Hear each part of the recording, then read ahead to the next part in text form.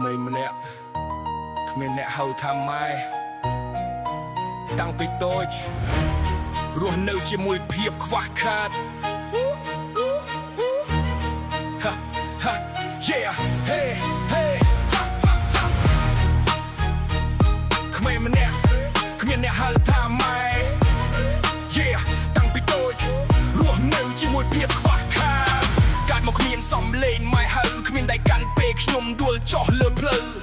ភ្នែកស្រងូតស្រងាត់មើលមេឃខ្មៅសួរថាហេតុអ្វីជីវិតខ្ញុំវាកោះគេដល់តែប៉ុណ្ណោះពេលក្មេងវែងគេមានម៉ែអខ្ញុំតែឈរមើលហើយញញឹមបាំងទុកក្នុងចិត្តចង់មានម្នាក់ហៅថាកូនស្រីឬកូនប្រុសប៉ុន្តែសំឡេងនោះមិនដែលមានសំបីដាំដងក្នុងជីវិត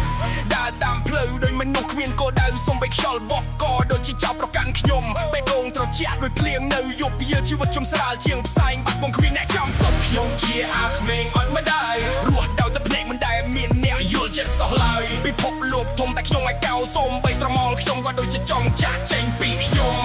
បើមានម្ដាយនៅក្បែរប្រហែលខ្ញុំមិនត្រូវរងទុកបែបនេះទេតែជីវិតមិនអាចត្រឡប់ក្រោយខ្ញុំត្រូវរៀនរស់ដោយខ្លួនឯងក្នុងភាពងឹតនេះរាត្រីជ្រៅខ្ញុំអង្គុយម្នាក់ឯងគិតដល់រូបម្ដាយដែលខ្ញុំមិនដែលបានឃើញមនុស្សគេថារឹងមាំទៅតែគេមិនយល់ថាការខ្វះម្ដាយវាឈឺជាងគេប៉ុណ្ណាខ្ញុំចង់ស្រែកតែសំឡេងវាត្រូវបានបិទចង់យំតែភ្នែកវាស្ងួតអស់ហើយក្តីស្រឡាញ់ដែលខ្ញុំមិនដែលទទួលខ្លាចជាភាពត្រជាក់ក្នុងបេះដូងដែលមិនដែលរលាយមិត្តភក្តិខ្លះមានគ្រួសារអួតខ្ញុំតែញញឹមប៉ុន្តែខាងក្នុងវាចុះខ្សោយ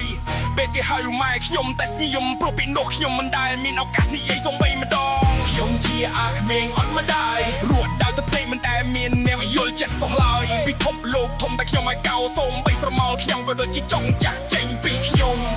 បើមានដៃនៅក្បែរប្រហែលខ្ញុំមិនត្រូវរងទុកបែបនេះទេតែជីវិតមិនអាចត្រឡប់កៅខ្ញុំត្រូវរៀនរស់តែខ្លួនឯងក្នុងភាពបងលិតនេះម៉ែអើយបើម៉ែស្ដាប់បានកូននៅទីនេះនៅតែរងចាំមួយពាក្យកូនពីមាត់ម៉ែគ្រាន់តែប៉ុណ្ណោះក៏អាចធ្វើឲ្យបេះដូងកូនកោះទៅឡើងវិញខ្ញុំជាអាក្មេងអត់ម្ដាយតែខ្ញុំនឹងឈរឡើង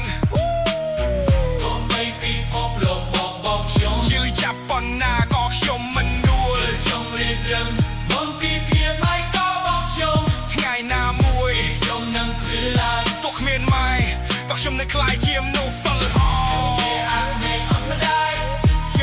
នេះគឺជារឿងរបស់ខ្ញុំជាអាក្មេងអត់ម្ដាយអាក្មេងអត់ម្ដាយអាក្មេងអត់ម្ដាយនោះម្នាក់